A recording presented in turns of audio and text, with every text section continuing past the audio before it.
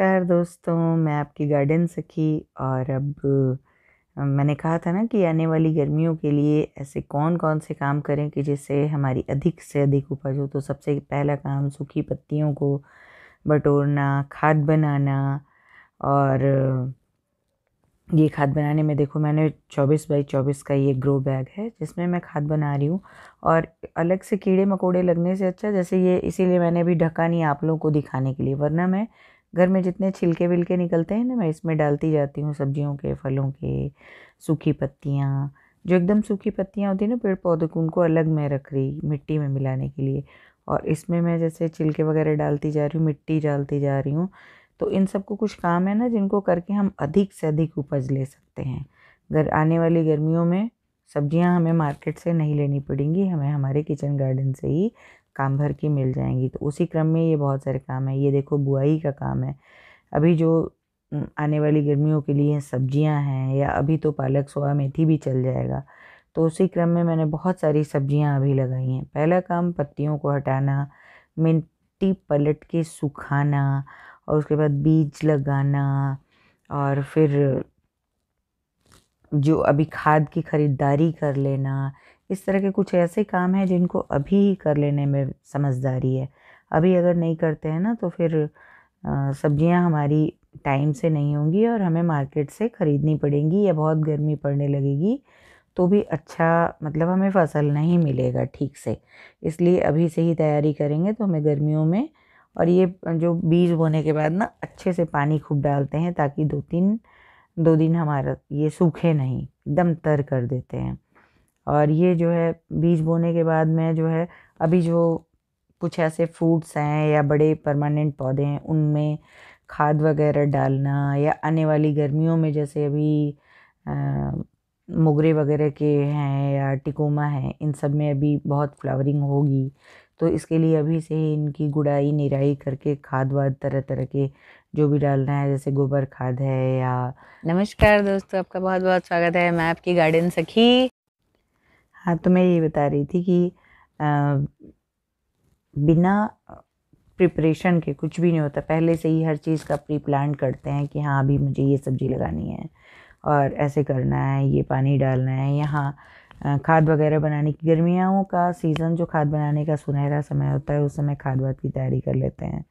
और अपने सारे परमानेंट प्लांट की थोड़ी सी गुड़ाई निराई करके एक्स्ट्रा खाद वगैरह उसमें डालते हैं, ताकि अच्छे फ्लावरिंग हो, फ्रूटिंग हो। और तभी हमें मज़ा आएगा गार्डनिंग करने का।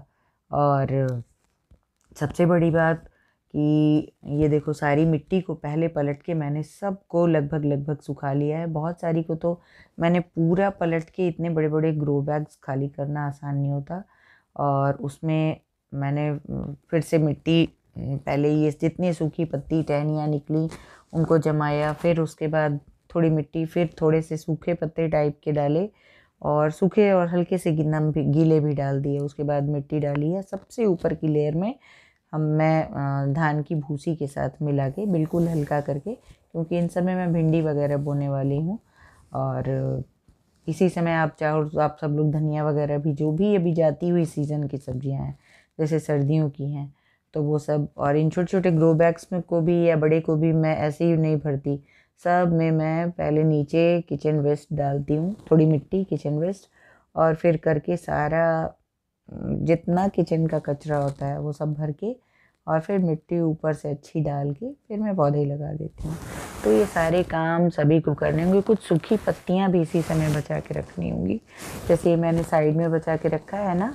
तो इसको, जैसे कुछ कुछ फ्लावरिंग प्लांट होते हैं या फ्रूटिंग प्लांट होते हैं, उनमें खाद के तौर पे थोड़ा सा ज़रूर, थोड़ा थोड़ा करके मैं डालती जाती हूँ, एक एक मुट्ठी। इसलिए इसी समय मैंने सारी इकट्ठी कर लिया। और मैं दिखा रही हूँ कि देखो, ये इतना काम करते करते ना हालत एकदम सच में बोल जाती है। लेकिन आने वाली गर्मियों के लिए अगर इतना काम नहीं करेंगे ना, तो गर्मियों में सब्जियां लेना आसान काम नहीं होता, बहुत कठिन होता है। तो देखो, और आप सब लोग अभी से एकदम बिल्कुल कमर कस के तैयार हो जाओ कि हमें इस बार चाहे जो हो जाए मार्केट से सब्जी नहीं लेनी है, खुद की उपजाई हुई सब्जी ही खानी है, और एक अच्छे हेल्थ को मतलब मेंटेन करना है। तो देखो इसी क्रम में मैंने कितनी सारी मेहनत करी, और सच में बता रहे हैं ना, गार्डनिंग ऐसा काम होता है कि ख़त्म ही नहीं हो रहा है। और अब ये सारे बीज लगभग लगभग निकल आए हैं, और ये 3-4 दिन पहले का वीडियो बना है, और अब ये सारे बीज लगभग लगभग निकल आए हैं। और धीरे धीरे करके मुझे अब इतनी खुशी हो रही है ना, इनको देख के लगता है कि हाँ अब सब यहाँ वहाँ जहाँ भी लगाने का है।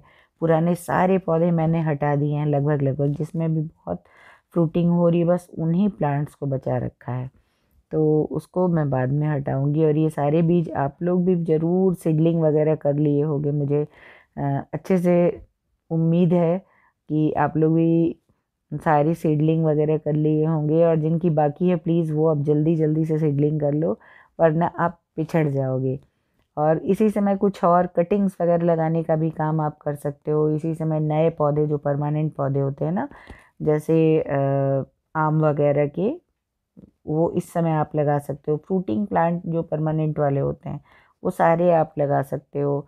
और सब्जियां तो जैसे बैगन वगैरह तो एवरग्रीन होता है, हर समय लगता है। गर्मियों की सब्जियां वगैरह बिल्कुल, लौकी, कोहड़ा, तुरई, परवल, कुंदरू, ये सारे इस समय लगते हैं, और आप आराम से लगाओ और खूब भर भर के सब्जी उगाओ और खूब स्वस्थ रहो। मेरी ढेर सारी शुभकामनाएं आप सबके साथ है।